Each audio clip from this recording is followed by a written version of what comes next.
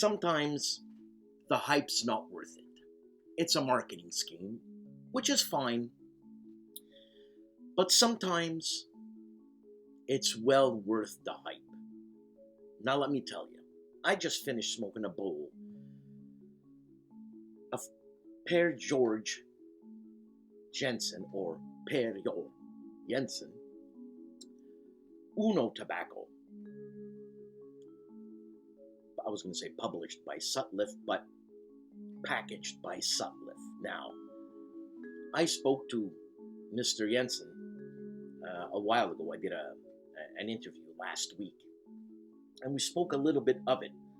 Now, he knew I'm a newbie in sommelier, but my tastes are becoming evolved. And talking about tastes and how to taste certain things, if you don't educate yourself, if you don't educate your palate, then you are only constrained by what you know, therefore limiting different levels of flavors. So the more you experiment with food, drinks, smells, environment, excuse me, the more you become a better sommelier in the pipe blending world. Now, I'm trying to develop that as I go on. And today we're going to talk about Uno by Per Jensen. Okay? And I don't know if there's a lot of reviews about this. I know I have Jim Ink's review that I did not look at, and that's one I compare myself to because Jim Ink's is a good teacher. Okay? He seems pretty unbiased, if I can say that, but it's all a matter of taste and personal preference. And as Per Jensen says, what you like or don't like is irrelevant. But I'll tell you something. I like this tobacco. I like it so much. Very much. So, Uno. I don't know where it's going to be. See? There. Hopefully. What I got from Uno. First of all, it comes in a crumble cake, right? You get about 3 or 4 pieces. Much like a Seattle Pipe Club plum pudding type, excuse me, plum pudding type of texture, but more compact. It's maybe galloping Gertie, I would say. And something's wrong with my throat. I'm terribly sorry. I took notes down, and I took a special fountain pen. I'm a fountain pen enthusiast. So this is a Faber-Castell Emotion fountain pen. It is medium nib. And I know it might not mean anything to you there. I'll put it to my forehead so you can see what it is. It's a heavy pen, all metal. It's a fantastic writer. Nevertheless, I digress. The notes I got, the tasting notes I got this. Well, the tin note was flowery for me. Okay? That's what I got as soon as I opened it. It was flowery and deep, dank. Then I started smoking it. And from the top of the bowl to the end of the bowl, this is what I got. I got nougat. Now, the Italians have something called torrone. Torrone is an egg white mixture with nuts put in. You can get a soft torrone, you can get a hard torrone. I will put this on the soft torrone. So, nougat, creamy, a little brown sugary, almost on the caramel. I got that. Tea biscuits, like tea, not really shortbreads, but American tea biscuits, your commercial tea biscuits. It was, it had not a sour yeast flavor, but a very, very regular yeast flavor in it that makes a tea cookie, which is not bad, not good. I like it. I got a little bit of buttery popcorn near the end. For some reason, I taste popcorn near the end. That must be the burning factor in near the end, obviously, of the tobacco of the bowl. And I got creamy. And when I say creamy, not too creamy. This would be middle note creamy. The top end was was dark chocolate, getting close to milk chocolate, but a good dark chocolate. Now, a good dark chocolate will offer you different flavors. I got fruity flavors from this. Okay, I got a little bit of dark, well, not the blackberries, more in between a raspberry and a blackberry type flavor. Okay, so this is mid-high notes for me. The fruits that I got from this, well, lemon, because it's citrusy, and it's just very complex smoke. And Perry Jensen, I don't know if he was instrumental in putting this one out first, the Uno, but it's a smash hit. To me, it's a Grand Cru. Now, not many tobaccos go into Grand Crus, as in wine. Not many wines go into Grand Crus, but there are a number of wines that go into Grand Crus. Now, liqueur, I got a bit of soft,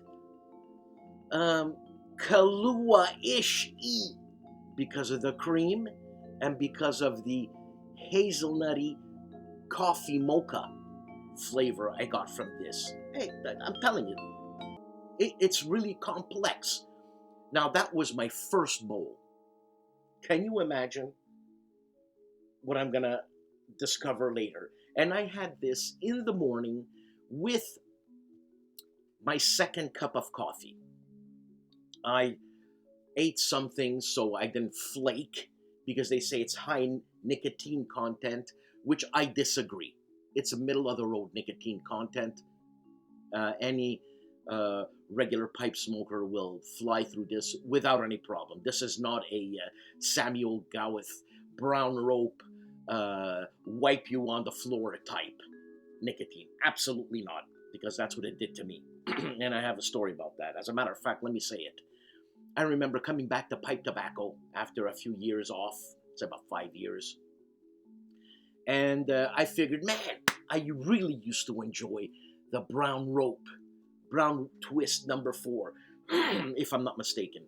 That's what it's called, by Samuel Gawith. So I went to my brick and mortar store, bought a tin for $55 because I didn't know much about online shopping. Need I say more? And I cut it up, let it dry. I rubbed it out, put it in my pipe, took my car, took a drive. I had my dog in the back. Pipe, very smooth, very rich tobacco, very nice. Well, rich, medium rich, very nice. And thank God, I got home, parked the car, and as soon as I turned off the engine, my bowl was finished. I got up to get out of the car, and I flaked. I actually literally fell on the floor. I puked my brains out. Something fierce. And I mean, there was neighbors watching. They probably thought I was, I don't know, I had the bubonic plague or something. And I was crawling to my wife. And my wife knows that when I'm sick, like, just leave me alone. So she just kept doing her basketry. And I'm crawling, and she helped me to bed. And I took a long 3-hour nap. So, I digress again. That was my return to tobacco. And then I said, you gotta build up your nicotine tolerance. So anyways, having said that, let's go and read what Jim Inks has to say. All right, he says, the rather sweet, fermented, spicy Catarina Perique provides an abundance of earth, yes, wood, yeah, sugary stewed plums and raisins, vegetation, a fair amount of floralness, herb and spices with light incense and smoke notes. I didn't get the smoke notes, but everything else he's right on. It takes a small lead. The sweet and very smoky Cyprian Latakia offers plenty wood, earth, floralness, I should say, incense, and a pinch of spices as an important supporting player that occasionally challenges the effect of the Catarina Perique. Challenging the effect. Yeah, it was a little bit spicy. When I say a little bit spicy, I'm not even going black pepper spicy. I'm talking about maybe some of that African long peppery spice, not the Madagascaran pepper, which is in brine or water, not green like that. More on the brown and black notes. The St. James Perique produces some earthwood, sugary, fermented stewed fruit, plum, date, figs, raisins, yes, and a pepper as a strong competitive supporting player. Strong is a big word. The aspects of the reds, very nice, stoved and bright Virginias, are deeply tangy dark fruit tartan, tangy citrus, earth, wood, bread, sugar, mild grass, vegetation, floralness, some stewed fruit, light spice, and vinegar. I got citrus for sure in this, and nice warm bread. The earthy wood, sweet and sour, herbal, floral, vegetative, mildly nutty, spicy, aged dark fired Kentucky makes a conspicuous contribution just above the condimental line. Yes, nailed it. The smoothly creamy, sugary, burly black Cavendish tames many of the rough edges. Yes, awesome. Pierre Jensen, that note, you cut off a lot of the rough edges, which there are none. But I know that if you cellar this tobacco, it's gonna be a smooth baby, let me tell you. And give it 5 months, man. Woo! Anyways, I hope you bought yourself at least 2 tins, because it seems to be not available at this time. The strength is a couple of steps past the medium mark. When I say medium, to maybe 0.003 past medium, which is insignificant. The taste level is a notch ahead of that. The Nick hit is a slot past medium. Right? There's no chance of bite or harshness. Absolutely. This easily broken apart crumble cake sliced product is mildly moist, yes, but as is usually custom, I didn't try it. Neither did I. Well balanced, deeply rich and complex. That's what I said. It burns cool, clean, and a tad slow, with mostly consistent, zesty, fermented, stewed, fruity, sugary, creamy, spicy, floral, herbal, smoky, mild, nutty, campfire flavor, which I didn't get. That extends to the pleasantly lingering aftertaste. Man, the only thing was the campfire. I didn't get it because maybe I didn't want to get it for some reason. I didn't want it to be overpowering, so I wasn't looking for that. To each his own. The room note, what cares? The room note, Jennings. Come on. A man of your stature and taste and all that, you're gonna talk to me about room note? Room note for who? For you? For me? Okay, not quite an all-day smoke. Why would you want to drink a Grand Cru? But the thing is, once you open a bottle of wine, you do kind of want to drink it, and it's best done there. Unless you have a vacuum seal thing, and remove the air inside, you can keep your bottle of wine. Because a bottle of wine after one day, except if it's a heavy Amarone or Barolo, man, you can believe a day or two. Whatever, 4 stars out of 4. Man, if there was 10 stars, I'd give this 11.5. So, let's go into the stats here. So, strength, medium to strong. No, medium. Flavoring, detected. That's right, because what a shame to flavor this. Probably he did, but he did it in the most perfect way. Taste, medium to full. Yep. Room note. Room note, I don't know, blue. sake. And I forgot to get the whatchamacallit, the not the flavor profile, but who it's made by, blah blah blah, and all that stuff. And I'm gonna go get it now as we speak. Here we go. All right. So the brand, Sutliff Tobacco Company, and I asked him ignorantly, "I work for McBaron. Why would you want to go to Sutliff?" And then he gently and non-belittling told me that we own Sutliff. Oh, blended by Pierre Hjor Jensen, or Pierre George Jensen, George being my dad's first name. So I have a big love for Pierre. Manufactured by the Sutliff Tobacco Company. The blend type is American. Yep, okay. Okay, from what Pierre has described to me in this, he says, ecological or biological way, this new wave of tobacco, going back to the old style, he says, and he knows more than I do.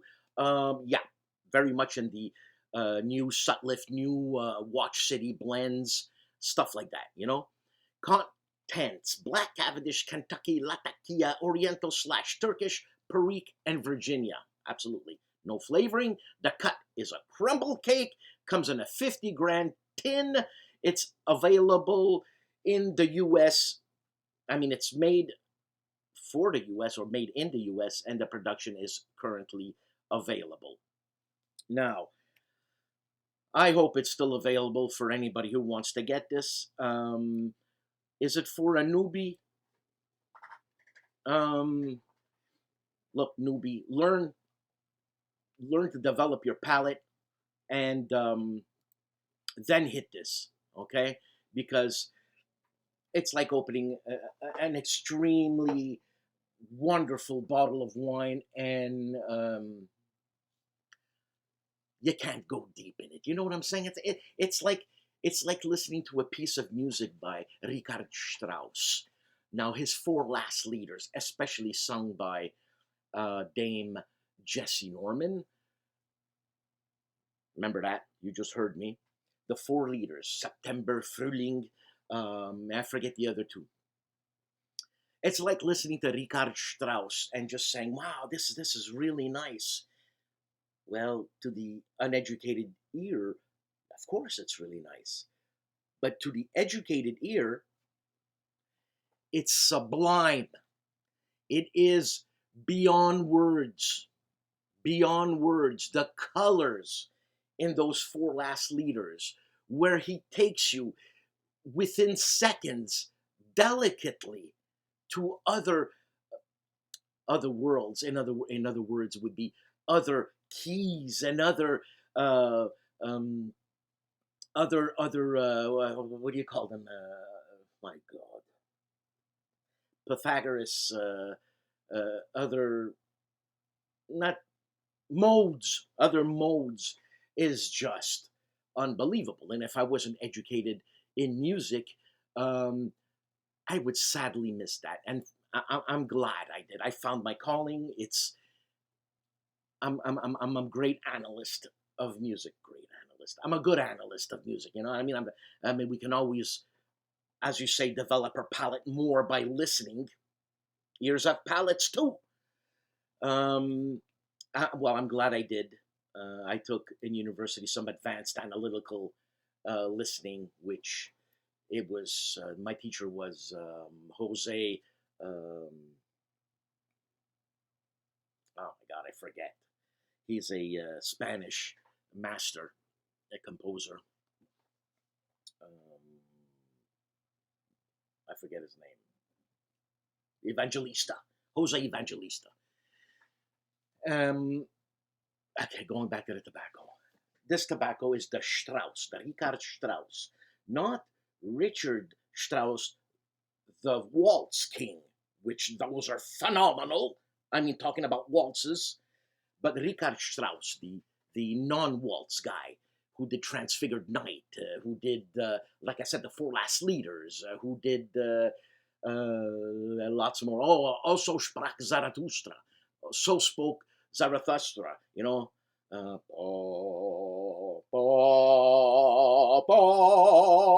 Ba-ba! Boom, boom, boom, boom, boom. The 2001 Space Odyssey beginning soundtrack. Well, that's him.